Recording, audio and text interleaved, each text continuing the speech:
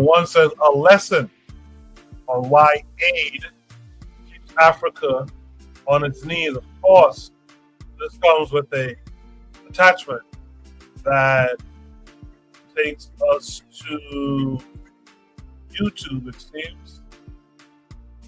Make sure you guys can see it. There's a video on YouTube called Uncle Scam's Robbery Rebate, why aid keeps Africa on its knees. We're going to watch the video, and afterwards we shall have a discussion on it. How can global South countries stand up against the US while also receiving aid from America? I mean, if you get mugged on the street and the thief takes all your money, but he gives you back $1, do you feel like he just gave you charity? Do you thank him for that? Are you in his debt now because he was so kind as to give you a tiny fraction of your own money back to you? I mean, seriously, call this so-called aid, call it what it really is. It's a robbery rebate. It's an insult. It's an insult. This is what they won't teach you in so-called development studies. Total American so-called aid to Africa, the whole continent, is roughly around $12 billion per year, between 10 and 12. If that sounds like a lot to you, let me put it in some kind of perspective, a little bit of perspective. The big 7 AI tech companies just spent $100 billion in the first quarter of 2025 just on data centers. That's $1 billion per day spent by just 7 companies in America, NVIDIA, OpenAI, and so on.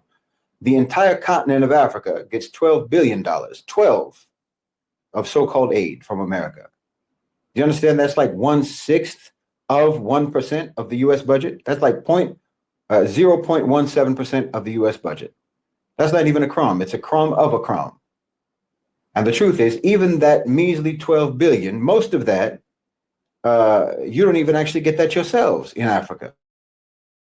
Back to them. So what are you even talking about? US aid, American aid. The United States pretends to give $10 to $12 billion a year across the whole African continent. Health programs through, what's it called, PEPFAR, some measure of food relief, military training, and so on. A few USAID NGOs, et cetera, et cetera. But every dollar is subject to procurement regulations that force African countries to buy American goods. It's tied to privatization clauses written by the IMF. And it's tied to basically a geopolitical loyalty oath to adhere to America's priorities in Africa. Every penny is either to buy American goods or to sell your assets to America or to sell your politicians to America. Meanwhile, the real money moves in the opposite direction. Oil, minerals, cocoa, coffee, on and on. Exxon, Chevron, Cargill, they strip the raw natural wealth out of Africa. And then they wire the profits back home, and then they hide from taxes offshore. In 2022 alone, U.S. companies imported $37 billion worth of African crude with almost no local value added. That's between $90 and $120 billion every year that's taken from you just in crude oil and unpaid taxes.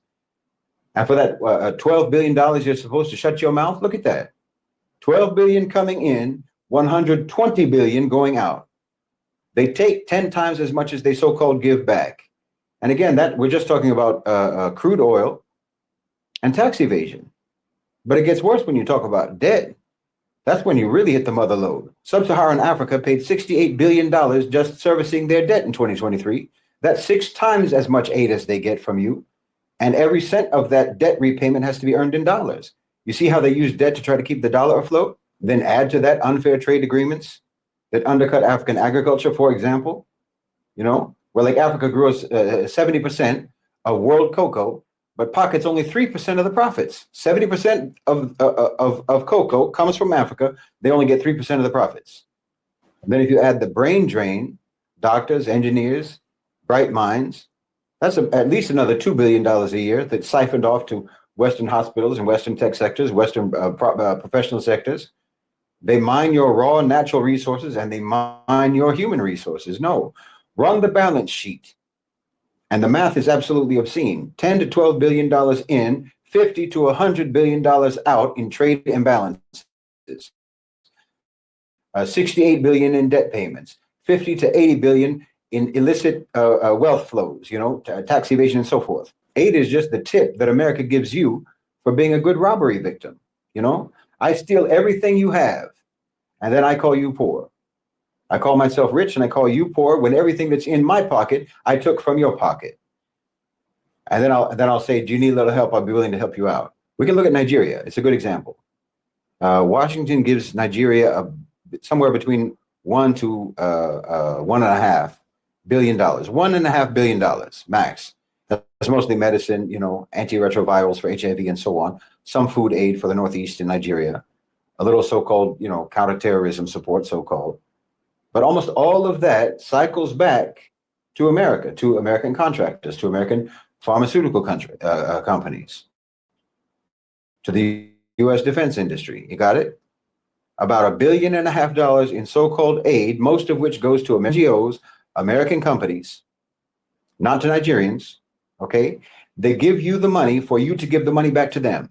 You're a conduit of that money, not a recipient. Look, Nigeria is hemorrhaging money. You ship about 10 to $15 billion worth of crude to the United States every year. Okay, ExxonMobil, Chevron, Shell, they extract, they export, and they repatriate the profits to the tune of 80 to 90% of the profits. Imagine, it's your oil, their profits. It's grotesque.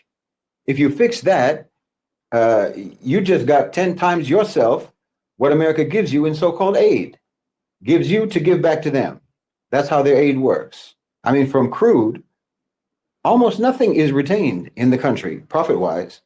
And Shell and Chevron, they operate in Nigeria under tax regimes that are so lenient, it'd be illegal if they tried to apply that in Texas or anywhere else in America. These companies are essentially guests in Nigeria who don't pay rent, but they eat all your groceries. They extract send it offshore to the West, to America. Meanwhile, you foot the bill for the infrastructure, for the pollution, and for everything else. And speaking of oil, you've got straight up oil theft in Nigeria as well on an industrial scale siphoning off of the oil, which is usually coordinated with local elites who are connected with the oil companies. That costs you $23 billion a year. Plus, again, you've got the tax evasion of the multinationals, the Western multinationals. You've got the offshore stashes of corrupt politicians. You're looking at another $18 billion vanishing annually that's going into Western banks, going into shell companies and so forth, okay? Every year, $3.5 billion or more, which is more than Nigeria's entire federal health and education budgets combined. That's $3.5 billion that is drained from the public treasury just to pay interest on loans. That doesn't go to citizens. It doesn't go to Nigerian banks. It goes to foreign bondholders. It goes to the IMF. It goes to the World Bank. Institutions that still pull the strings on your fiscal policy decades after colonizers lowered their flags in your country. This is why I've said you can never have political independence until you have economic sovereignty. It's impossible. And no one understands that better than the colonizers, who turned into neo-colonizers, colonizing you economically, just like with agriculture. You don't have to physically control the land as long as you can control what the land can and cannot grow, what's allowed to be grown. Okay? Nigeria has been financially colonized through agriculture. Wheat imports, that costs you around $3 billion a year. With American agribusinesses like Cargill and so forth, they're getting most of that trade. You add, frozen chicken, soy feed, and the rest. You're talking about a treasury draining dependency just for staple foods. Now, okay, Nigeria was never really self-sufficient in terms of some of these things, like wheat.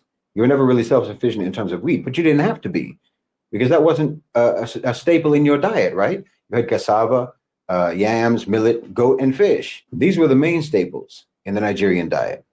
The wheat and frozen chicken diet, that's a colonial artifact. But even for these things, even if you want to keep these things, that dependency is structural, not ecological. That means it can be fixed. If it's structural, it can be fixed. You've got companies like Monsanto, right, that are locking Nigerian farmers into GMO seed traps. Seeds that must be repurchased every season along with required chemical inputs. That's a kind of indentured servitude via biotech of all the farmers in Nigeria. If you add it all up, for every $1 in U.S. aid, Nigeria bleeds another $20 to $30 to $45 to the West, whether through direct extraction, through structural debt traps, through manufactured food insecurity, or from corruption. Chevron alone clears between $2 to $3 billion in profit every year, and it pays only 5 to 10% in tax rate. That wouldn't fly in America. That wouldn't fly anywhere. But it passes as partnership in Africa. No, it's not partnership. It's pillage. This isn't aid. This isn't partnership. This is parasitic. There's no other way to put it. It's absolutely parasitic. You're not being held up by U.S. aid. You're being held down. You're being held down by U.S. aid. And you're never going to be able to stand up until you stop mistaking that knife in your back as a pat on the shoulder. You're not going to be biting the hand that feeds you. You're biting the hand that bleeds you, not feeds you. No, dependency is a narrative in 2025. That's all it is. It's a narrative. It's not an imperative. You don't have to shut your mouth for just some paltry few $billion. Imagine, you're talking about the thief paying you just a few dollars to agree not to testify against him after he stole your life savings. No, you can stand up. Africa can stand up. Nigeria can stand up. Look, who's getting more from who? Understand this, because the one who's getting more is the one who needs the one that they're taking from more. You understand? If you're giving me $100 and I'm giving you 50 cents, well, you'd be a fool to think that you need me more than I need you. What kind of an exchange is that? You know, I'll give you 50 cents in exchange for you giving me $100. And people have the nerve to talk about Nigerian scammers. Who's scamming who in this situation? It's not Uncle Sam. You ought to call him Uncle Scam. I'm telling you, cancel your debt. First of all, I'm not talking about debt relief. I'm talking about strategic, deliberate default. I mean, I know that sounds radical, but it isn't radical. Honestly, it's not radical. And there's no reason why you wouldn't be able to do it right. Listen, first you have to know your battlefield. For example, Argentina, they strategically defaulted in 2001, but they were literally drowning in debt. They were much worse off than Nigeria. Their currency was tied to the dollar. They had no lifelines whatsoever financially, except for Wall Street. That's not the case with Nigeria in 2025. Your external public debt is only about a fifth of your GDP. It hurts you, but you can survive. The Naira is floating. It's not pegged to the dollar. You also sit on crude. You sit on LNG, solid minerals, and a 220 million strong domestic labor market. Okay, you'll probably get banned from SWIFT if you default, but you have alternatives now. You have PAPs in Africa. You have SIPs from China. You've got friends. You've got alternative mechanisms available to you that Argentina didn't have in 2001. And default doesn't necessarily mean what you might think it means. It's just the opening shot in a negotiation. It's a negotiation with the West, with these predatory lenders, predatory creditors. You just suspend your payments to New York and suspend your payments to London. These people who are gouging you, these bond markets, these bondholders that are gouging you, but you stay on track with the African Development Bank, with the New Development Bank, with China, with Islamic development banks and so forth. You see what I'm saying? You pay the actual surgeons that have the ability to save you, but you cut off the leeches. Let them know they're going to be cut off. I mean, obviously you want to prepare ahead of time, you know, stockpile yuan and gold, you know, 3 or 4 months worth of fuel, medicines, wheat substitutes. You route your oil and your LNG invoices through SIPs to keep the dollars optional. Go through these other payment systems. Try to set up some kind of an oil for infrastructure deal with Sinopec, with Aramco. Hard assets up front, repayment in barrels of oil, not in dollars. Pass a Sovereign Debt Responsibility Act through the National Assembly in Nigeria so that no future president can sleepwalk you back into bondage. Use the BRICS New Development Bank trade lines that you have in yuan, in rand, in dirham. That way you can keep cargo moving, even if you get blocked by SWIFT. And you know how you have those, how you have fuel subsidies. You've made some changes to that, but you could go completely all the way and convert the fuel subsidies into transport vouchers for people to use for whatever, you know, petrol, for cars, for buses, for taxis, and so on. Because not everybody has a car. Petrol is going to be more costly at the pump, but that's only going to affect the people who use the most. who guzzle the gas, who guzzle the petrol the most. Everyone else will get a direct and predictable transport credit, and they won't have to worry about the price of fuel so much. Then you need to legislate that the operating budget of your country needs to gradually be based on non-oil taxes, non-oil related taxes, and then whatever you make from oil goes to a sovereign wealth fund. Say every dollar of oil revenue above $70 per barrel, that will go to a Nigerian sovereign wealth fund. And of course, you have to completely restructure the oil sector's relationship with those American and those Western companies. That has to be, those contracts have to be rewritten. It's unfair. You need to keep the crude at home. Ban raw exports. Yes, refine everything domestically. Turn your oil into plastics, turn it into fertilizer, pharmaceuticals, what have you. Rewrite all your oil contracts. Nigeria takes 65 to 70% of their own profits, not a penny less. You've got something like 30 to 35 refineries already in Nigeria. They're either up and running or they're in construction. That's a lot. It's not impossible that by 2030, in 5 years, just 5 years, you could potentially completely stop raw exports of crude, refine 2 million barrels per day, cover domestic consumption, and you could even become a net exporter of gasoline, a net exporter of diesel, and so forth. That's like $15 billion that you save just on imports, and then tens of billions of dollars in revenue that you're losing constantly, continuously losing to Western companies. I'm telling you, Nigeria's GDP could go from $500 billion to $4 trillion within just 15 years' time. You have everything that you need to be able to do that in Nigeria. I mean, okay, Washington is going to threaten you with sanctions and so forth, but there's China, there's Russia, they'll answer the phone. Yes, okay, Western capital will threaten to flee Nigeria. They want to fly out of the country, but Malaysia already showed you all the way back in 1998 how you can shut that door. No, you need an economic exorcism in Nigeria, in Africa, across the global south. You need an economic exorcism. Cast these parasitic demons out of your economy. Tell them we are no longer going to pay tribute just for the privilege of being robbed by you. We're going to suspend all our payments on predatory bonds. We are only going to be partners, not predators. We'll only trade in currencies that cannot be weaponized against us. We will plant, we will drill, we will refine, and we will feed ourselves. Yes, you can do that. You can do it. Of course you can do it. Look, America and the West, they constructed all of these devious, deceptive, cheating, unfair mechanisms precisely because they know that without those mechanisms, you will easily surpass them. And don't just do it with crude. Process everything domestically.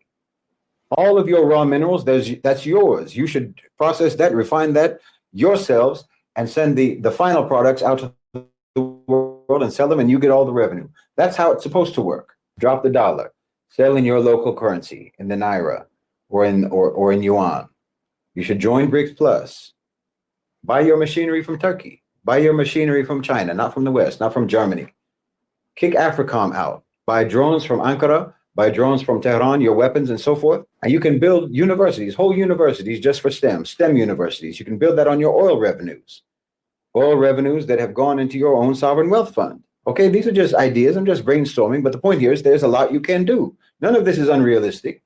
Believe me, in 10 years' time, you could triple your oil profits, and you could almost erase food imports. You could end your debt slavery, and you could put 50 million Nigerians to work. America's so-called aid is not benevolence in any way, shape, or form. It's an anesthetic for the invasive colonial surgery that's being performed on your economy every day. So don't ask, how can we stand up to America because they give us aid and whatnot? No, ask, how can we not demand that Nigeria stand up, that every nation in Africa stand up, that every nation in the global south stand up? How can we not stand up? American aid is not a lifeline. It's a noose. And if you stand up, they will stand down. I'm telling you. Why else do you think that they want you on your knees all the time? They want you always on your knees because they know that when you do stand up, you will absolutely tower over them. No, it's a different world. It's a different world in 2025 than it was even 25 years ago, even 20 years ago. It's nothing but a false narrative that you need American aid. Like I said, even that so-called aid that they give you is mostly just money that they're giving to their own selves through you. You understand? It just goes through you. I'm telling you, you've got nothing to lose. You've got nothing to lose by standing up. You've got nothing to lose except for your own subjugation.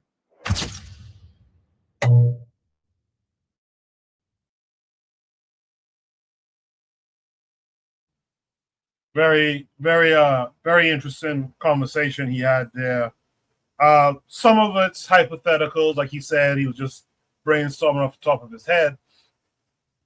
But once again, these are the types of ideas that we can be coming up with, and that's something I think even shoot the breeze. We can discuss these ideas. Hopefully, you'll get the right people in a Nigeria, for example, in a Trinidad or what have you. Taking heed to some of these thoughts. He dropped some history there. I have to look into it. We talked about there were other countries that already kind of did this, kind of got the West up out of their economics, and I need to go sit down and study that. My question to all of you who can hear my voice: have you guys looked into how some of these other countries got the West out of their economics and strategically defaulted on loans and things of that nature? You guys let me know. In the meantime, shout out to Brother Bakari, who says peace and Black African power. Brother Bakari also gave me a $5 hot and ready. He says, I hope you reach your goal. And I'm with you. I appreciate that, Brother Bakari. Lastly, he says to others, buy a super chat or run that Cash App, Venmo, or Zelle. I do appreciate that, Brother Bakari. But yeah, there's a goal up. It's been up for some weeks now. We hit the goal, we can put out another hour of discussion. In the meantime, though, let me welcome in my first and only panelist. That'll be the Brother Buana. Buana, how are you this week? I'm good, Coco. Can you hear me? Can you hear me? Yeah. Yes, sir. Yes, sir. Okay. Yes, sir. Okay, good. I hope you're well, by the way. I hope you're well. For me, Coco, you must be very careful sometimes when you hear from some voices in terms of speaking on Africa. Okay, I am very leery of Muslim scholars and thinkers.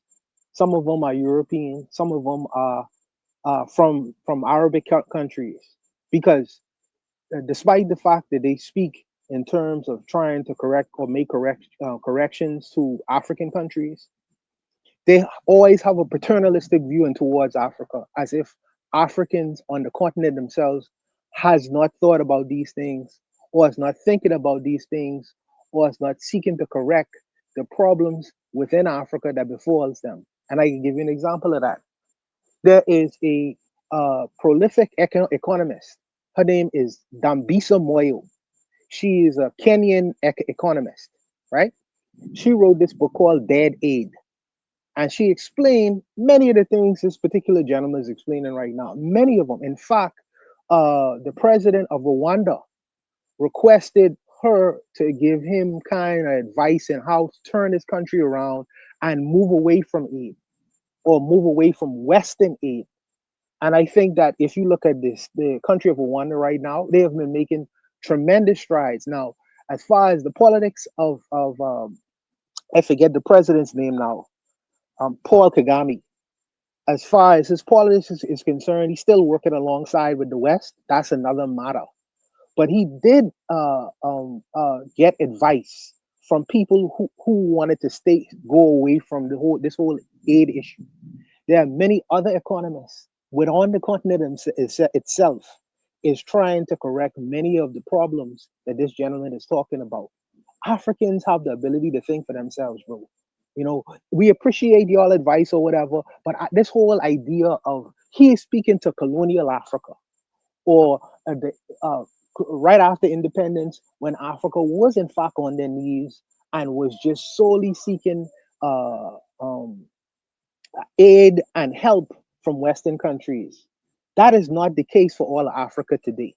So you can't put a big blanket over African countries. There are many African countries that are having relationships with other international partners.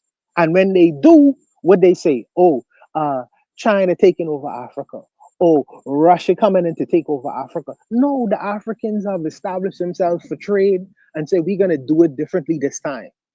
And young people on the continent and some of the older leaders are trying to move away from this idea because $2 billion in Nigeria can't. That's nothing. They have a population of 200 million people. That's not going to be helpful for anyone. So these kinds of things have being currently being discussed on the continent itself, and this paternalistic view of someone coming in and trying to advise Africans on how they should think and move within Africa itself. We appreciate your help and assistance, but we have our own thinkers, and we're gonna correct our own problems. You know, I don't need the pat on the head from the Arabs because they complicit in what's going on in Africa as well. They complicit. And this man won't speak to that, you know, because he is a Muslim thinker or a Muslim scholar, whatever you want to call him.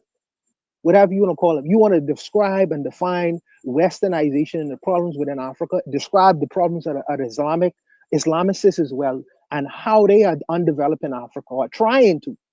But I think that Africa is moving away from that slowly, but they are in fact moving away from that. And this guy doesn't talk to that. It's like Africa is completely devoid of any kind of intelligence.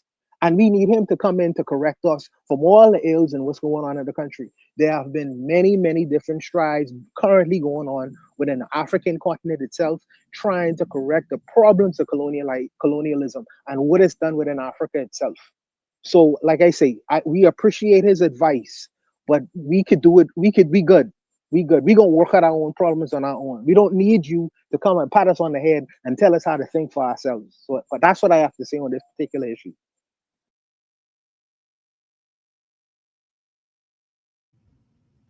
But I respect what you said there, and you know, this the person who posted this prompt used this video, but I'll be honest with you, I don't think it much matters if this guy is saying the same thing Africans are saying. I don't think he much matters in the conversation, except that now we know that we have, you know, and we've known for a while, we have our people on the ground in the continent who are seeking solutions.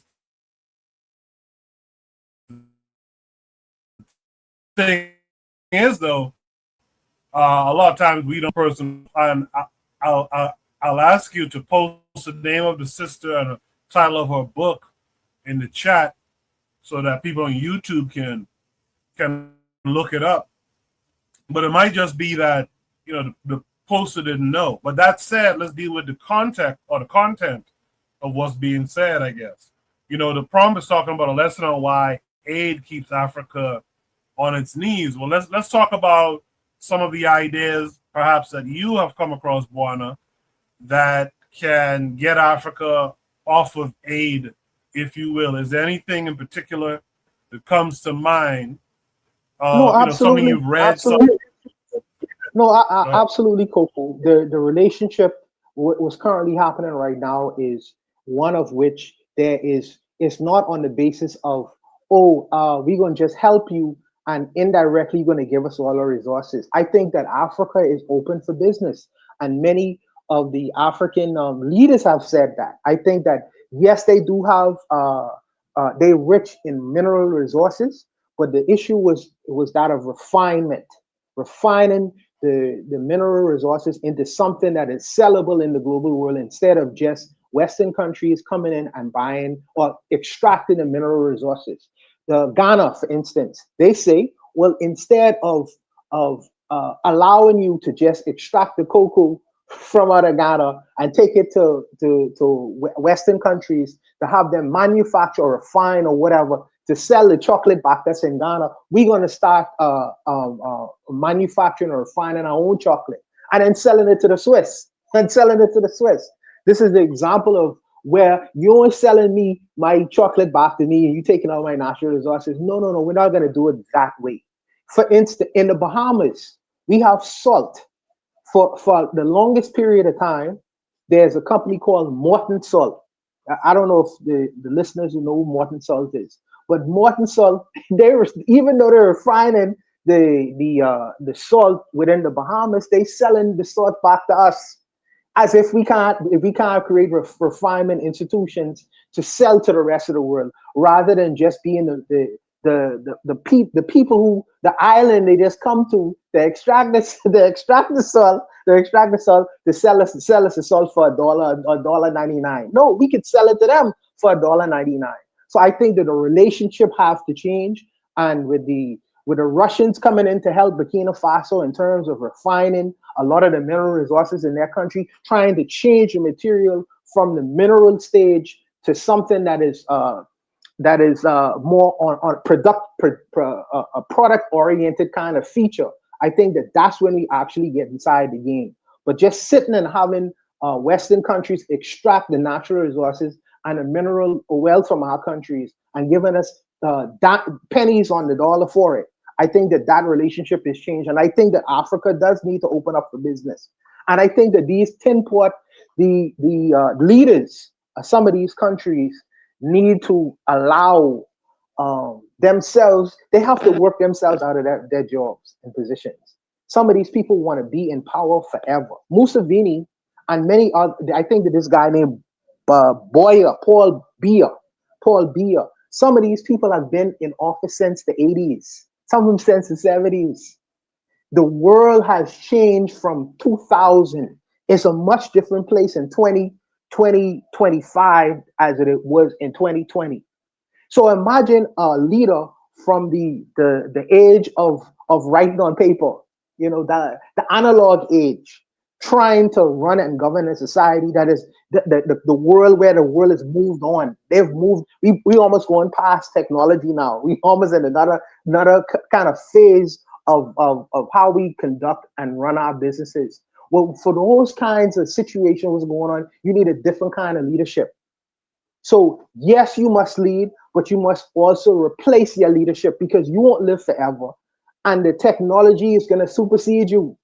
So you educate the people, the leaders or younger people, to be wise, but understand that they will replace you one day, and they understand the world better than you understand the world now. Your grandchildren understand the world much better than you, and you're trying to still govern from a standpoint of 1970. This is why you have to have the big stick now, because people are not going to be willing to accept that. You analog and people internet based on the internet highway of life. You're living in a different world. So I say that some of these leaders need to say thank you and bow out gracefully, and then replace them with people who will be able to be effective, but still have the wisdom to govern people and know how to lead people and so forth and so forth. These are kind of the ideas that I feel not only Africa, but the Caribbean needs as well. But that's my thinking.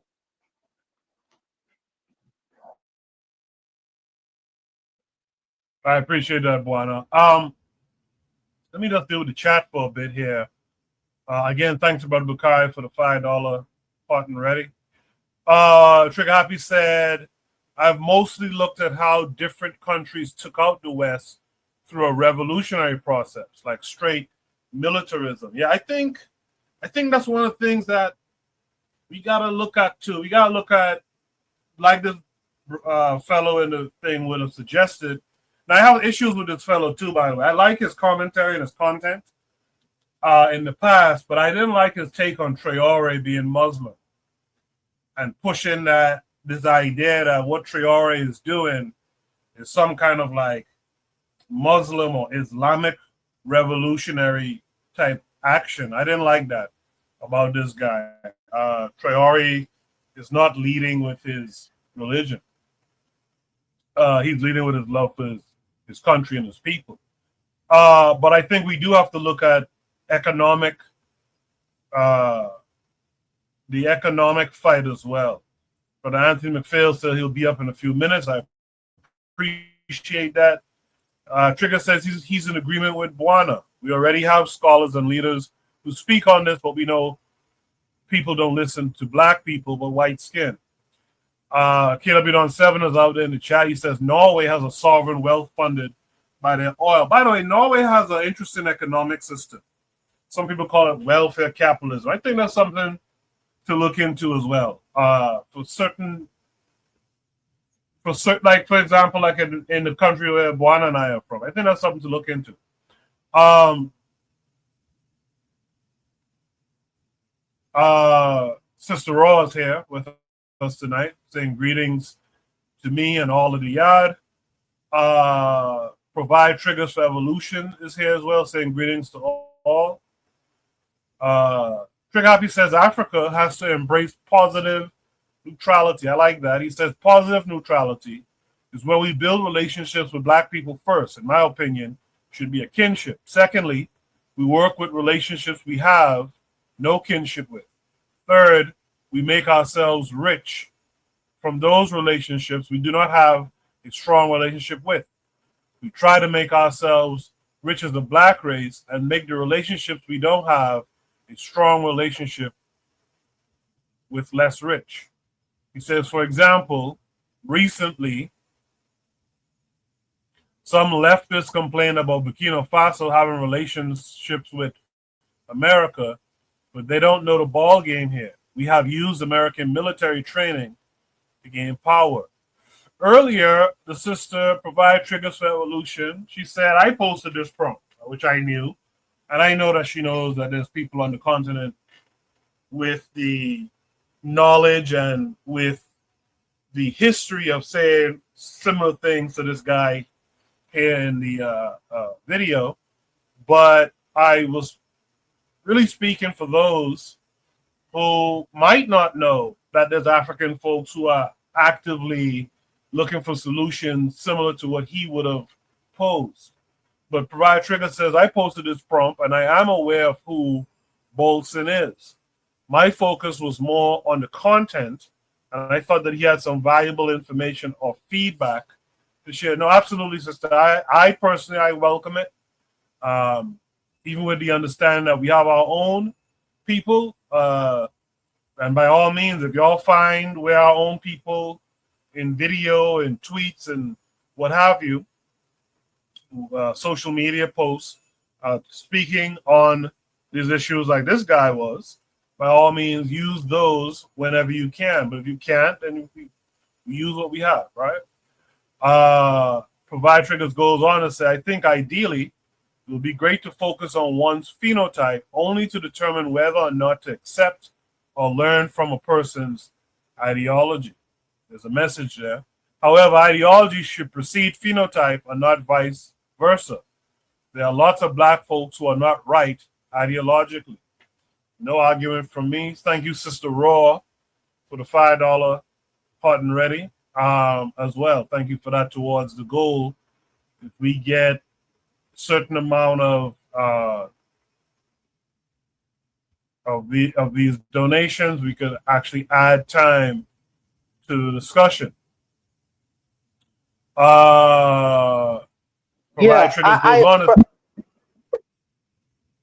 Just give me 1 second, brother. Provide Triggers goes on to say Bolson made reference to Argentina, who broke the aid umbilical cord, I guess, with the West in 2001. Something to look into. Absolutely. Keep bringing those suggestions. I want to study this a little bit more. With that said, Juan, you want to add something? Go ahead. Yeah, I wasn't trying to go at you Provide Triggers at all. I don't know who provided this particular prompt. And you're right. You should look at ideology first, okay? But I am only saying that I have moved through the Islamic world, and I have discovered, whether the Islamist or scholar or thinker is a European one, like Hamza Yusuf is another one who speaks on political matters, even though he's Islamicist, or our Arabian scholars, Islamic scholars and thinkers. And when they reference Africa, it is always from a paternalistic viewpoint. And it's not, I'm not trying to take away some of the things that he suggests to be correct. But I'm saying that when he speaks when they speak to matters in terms of Africa, there's always this paternalistic view that I can't stand. And I don't want you to think that I'm attacking him because he's a white person, but I'm attacking him because he is a European person with a particular skewed viewpoint. just like the typical regular European and the United States of America. Now that may be the problem of Westernization. They have this view in terms of when they look at an African with a particular jaundiced view, you know, irrespective of what their religion may be, or ideological ties. When they reference the African, whether he is in America or in Africa or in the Caribbean, it is a skewed view.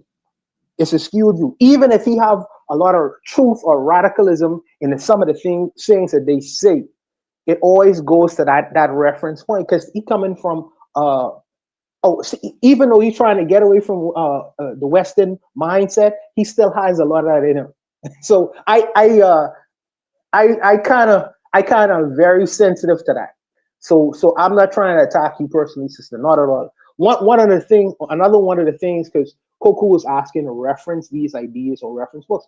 Another one is there's a book written by Lee Kuan Yew. Lee Kuan Yew was a famous leader in Singapore, and he took his country from a third world country to a first world country. He wrote a book on it from third world to first world. So, and if people are interested, this is one of the people who Kagame kind of look up to, and he kind of was trying to model Rwanda after Lee Kuan Yew. So, for people who are trying to get out of the quagmire of colonialism or what is happening inside of Africa, I don't say that you should throw the baby up with the bathwater. With good information, follow good information, you know. And I think that some of the brothers are in fact doing that. But I just am sensitive when I hear these kinds of conversations from these Islamic scholars and thinkers, and it's just I ain't attacking his skin color. I just attacking his thinking sometimes because I tend to air of we know better than you, and here's how to do it the right way. So that's my position, man. I ain't trying to attack you at all, sister. Not at all. Yeah, no, provide trigger. She's been around us for a while. She knows it's not an attack. Like she says, I didn't take it personal, Bwana. Um, Sister Ross says definitely a Caucasoid. Uh, uh, provide triggers also says let the panel post to continental African economists prompt so that we can learn about what they're saying, particularly regarding an integrated Africa in the 21st century. So that's a call to action. Call to action is a lot of us have never looked at the economic revolution. A lot of us, like Trigger said earlier, look at the military type revolution. I think there's something in looking into that economic revolution. I think there is definitely something in reevaluating the economic systems we employ wherever we are, be it in the continent, in the Caribbean, even in the Black South of the U.S. I think there's something we need to really study there and find a way to work within the situation, right? To work out a sub economy that works in our favor. Just a reminder, that book, and I will be looking into this book, is by Dambisa Moyo. It's called Aid. So if you haven't checked that book out already, check that out. Also, our brother Anthony McPhail, he said, remember George Ayatai, the West African economist. I may have spelled his name wrong, Anthony says, but if there's a video, a book by Mr. George Ayatai, let us know what it is, and so that we can expand. Because one of the things I want to maybe not get back to in the formal way, but if possible, maybe, you know, like how we had the book club and stuff like that. I'd like to discuss things that we are reading. There's a YouTube channel I watch, these white folks talking about like comic books and comic book movies and stuff. But one thing I noticed they started doing recently, they talk about things that we're watching. And I thought that might be a good segment around here. What are we reading? Because we always need to sharpen our knowledge bases and talk about what are we reading What are we reading? What are we talking about in real life with real people as well? People that we know. Provide Triggers has another comment here. This word, for some reason, always trips me up.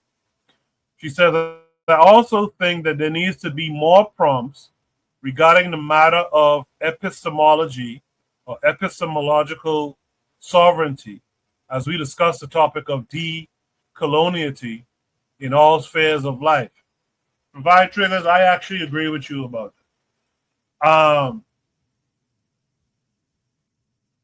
I agree. And in fact, another call to action for Provide Triggers and others, but Provide Triggers does this often in the post that she puts on there. I would ask you, Provide Triggers, be that person for me and post those topics, and I will make sure that every week we are discussing a topic along those lines that you just described. If you can do that for me, I would appreciate it. I know Trigger does it as well, but if you do it, Trigger does it, and one or two other people catch on to it, we could further these conversations. I'm really looking to improve Shoot the Breeze, by the way. I have some ideas I'm going to be rolling out in the next few weeks for real. Trigger says he uses Shoot the Breeze to present new related content he's watched. He'll try bringing what he's reading as well. He said, this is what I like, and this is the example that we must be. This is Provide Triggers being an example. She says, will do. No hemming and hawing, no excuses, will do. And I appreciate that. Provide Triggers for Evolution. Juan, you have any last thoughts on this front? Or anything you saw in the comment section? Go ahead. No, the brothers and sisters are responding tonight, man. And I appreciate all the comments, whether for or against, it's good that we could have these kinds of dialogues. They're needed.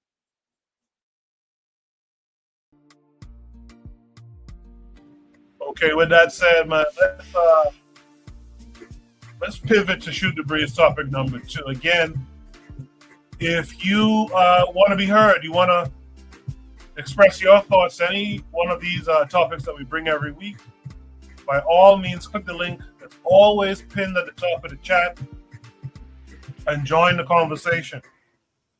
Let's move on to Shoot the Breeze topic number 2.